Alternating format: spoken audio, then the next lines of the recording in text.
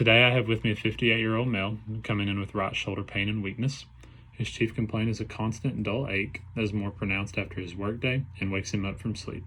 Aggravating factors are overhead work, lifting and carrying tools throughout the day, and the pain is eased with rest, ice, and ibuprofen. He does have some red flags. He's 5 years in remission from prostate cancer, smokes a pack of cigarettes a day, and has had some recent weight loss. That, along with his numbness and tingling that he reports in his arm and hand, made me want to rule out a pancreas tumor before I treat. Previous medical history is he is 7 years out from a slap lesion repair, and he has hypertension. His goal is to perform overhead work activities and be able to fly fish with no limitations.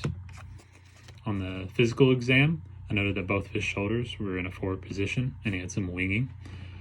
C-spine, elbow, wrist, and hand were all within functional limits. In that shoulder, he was limited in flexion and abduction range of motion by pain. And for manual muscle testing, that right shoulder is also limited in flexion, abduction, as well as external rotation because of pain.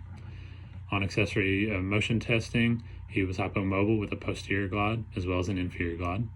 And a special test he was positive for was the infraspinatus test, painful arc, NIRS, as well as the IRRST, which was painful in external rotation. His history and physical exam is consistent with subacromial pain syndrome. And some short-term goals I would have for him would be to reduce his pain and improve his range of motion and posture. Interventions I would like to start out with today would be the glenohumeral joint glides inferiorly and posteriorly to reduce his pain and increase his range of motion. I would also have him do some scapular squeezes to increase his strength and kind of improve that postural winging that he has. And then also, if we have time, I would have him do some pec stretching to help that as well. Do you have any questions for me today?